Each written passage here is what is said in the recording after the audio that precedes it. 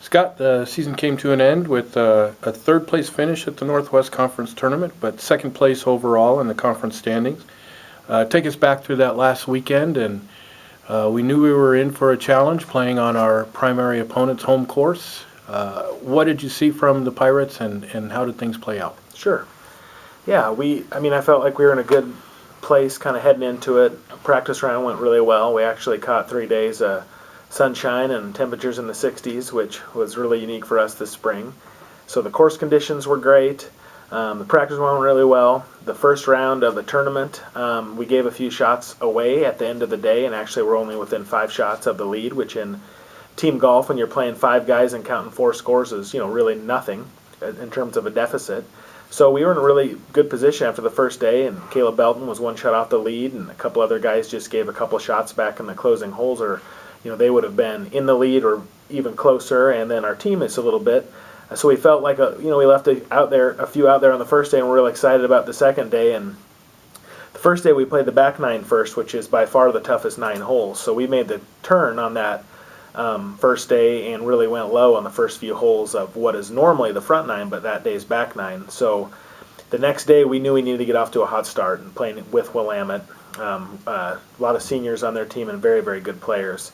And each guy on their roster birdied the first hole, and we made 2 bogeys and no birdies. I think one birdie, and then I think that person turned around and bogeyed the next 2 holes. So there just felt like there was a large deficit from the very beginning, and I think we pressed a little bit probably to, in golf they say take it 1 shot at a time. 1 shot doesn't make up 10 strokes, and so the round got away from us a little bit, and but ultimately I'm very, very proud of the way the guys competed and handled it, and knowing that after a few holes in, it's very unlikely to win that particular event, but still have enough pride and courage to just kind of keep fighting and grinding. And ultimately, we didn't play that great on that second day, but I'm really proud of the way the guys hung in there and grinded it out.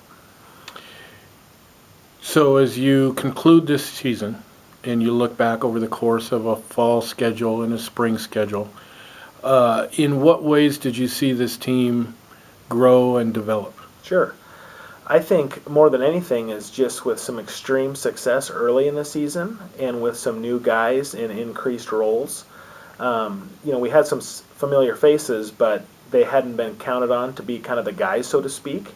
And the guys embraced that early on in the season. And then after a long winter and kind of a rough start to the spring, both in terms of events to play in and just some weather, we didn't play our best golf. But I think that the guys handled that adversity of, managing very high expectations without necessarily the scores that they wanted. And, I just saw some maturity and some character that I would only have expected from a classic group of guys. And I think that'll serve us really well moving forward into next year. And also, just the guys in their personal life of overcoming a little adversity. And we have to remind ourselves that, we got second place in the conference in a very, very tough conference.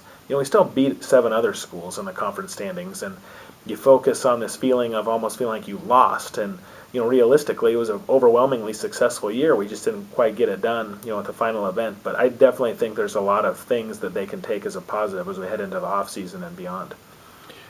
And as you mentioned, heading into the off season, what are the plans for the guys over the summer as they prepare to come back next year and be better? Sure. They'll just play a ton of golf, and not only do they practice, and one thing our program prides itself on is teaching people how to practice and get the most out of it. You can look up golf drills on YouTube, or you can go hire someone and pay a lot of money to get a golf lesson. But ultimately, how do you practice in such a way that you're improving your game and you're building confidence when you actually get on the course? You can see that improvement in performance. And and a big belief in our program as well is you can't practice competing unless you actually compete. So those guys they set their money aside and they work hard with their summer jobs and part-time jobs to put some money away to play in some events, and you'll see a lot of Whitworth guys, winning and being in contention of local amateur and pro tournaments around the summer, that's for sure.